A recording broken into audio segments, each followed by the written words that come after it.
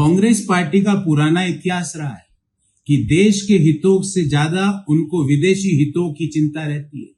भले ही वो कांग्रेस पार्टी के संस्थापक एओ ह्यूम को ले लीजिए, भले ही वो कांग्रेस पार्टी के जो गुप्त समझौता चाइनीज कम्युनिस्ट पार्टी से हुआ उसको ले लीजिए, भले ही वो जॉर्ज सोरस जैसे लोगों से गुप्त मीटिंग को ले लीजिए, और भले ही वो हिंडनबर्ग रिपोर्ट को ले लीजिए।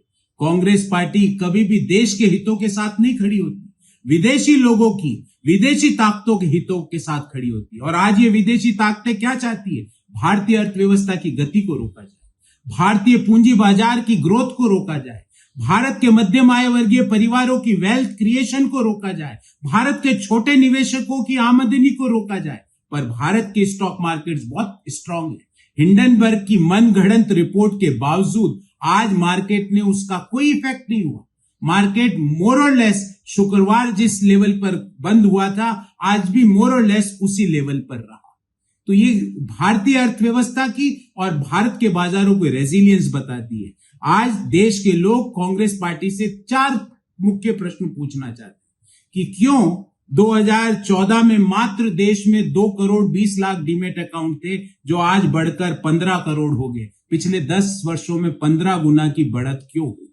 आज देश के लोग कांग्रेस पार्टी से ये पूछना चाहते हैं कि क्यों पिछले 4 सालों के अंदर आईपीओ के जरिए मार्केट से कंपनियों ने 3.25 लाख करोड़ रुपया रेज किया, पहले ऐसा क्यों नहीं हुआ?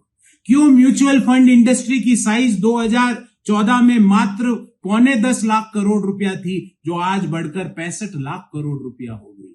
देश के लोग कांग्रेस पार्टी से यह भी पूछना चाहते हैं कि आपकी और एनला चेंग मार्क किंडन एंटरप्राइज का कांग्रेस के साथ क्या रिश्ता है?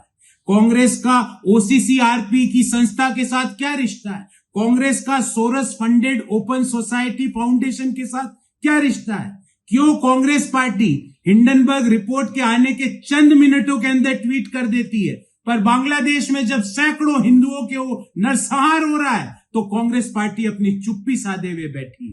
क्यों कांग्रेस पार्टी को ऐसा क्या उनका रिलेशनशिप है कि हिंडनबर्ग रिपोर्ट जैसे ही रिलीज होती है उसके चंद मिनटों के अंदर कांग्रेस पार्टी के नेता ट्वीट कर देते हैं? क्या हिंडनबर्ग पहले कांग्रेस पार्टी को रिपोर्ट भेजता है और कांग्रेस पार्टी उसके पोस्टर बनाती है, उसके बाद रिपोर्ट रिलीज होती है? देश ये भी जानना चाहता है कि जो राहुल गांधी जी ने चाइनीज कम्युनिस्ट पार्टी के साथ समझौता किया, उसका मसौदा क्या है? देश ये जानना चाहता है।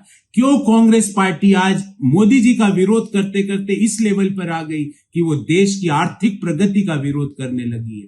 क्यों कांग्रेस पार्टी के नेताओं की जब संपत्तियां अभूतपूर्व तरीके से बढ़ती है, राहुल गांधी जी की जो संपत्तियां 2004 में 55 लाख रुपया थी, जो 2024 में बढ़कर 20.5 करोड़ रुपया हो गई, मतलब 20 सालों के अंदर 3,583% का इंक्रीज। उसी तरह अगर हम कांग्रेस पार्टी और उनके सहयोगी दल जैसे समाजवादी पार्टी के नेता कपिल सिब्बल जी की संपत्ति देखें तो 2004 से 22 के बीच लगभग 3,500% की इंक्रीज। उसी तरह अगर हम अभिषेक मनु सिंघवी जी, जो कांग्रेस और आम आदमी पार्टी, पता नहीं किस पार्टी के नेता है, वो 2006 से लेकर 24 के बीच 2,311% की वृद्धि हुई। चिदम्बरम साहब, जिनकी संपत्ति 2011 में 10.9 करोड़ रुपया तो चल संपत्तियां और अचल संपत्तियां 1 करोड़ की थी, कुल संपत्ति 12 करोड़ की थी, जो 22 में बढ़कर 141 करोड़ रुपए की हो गई।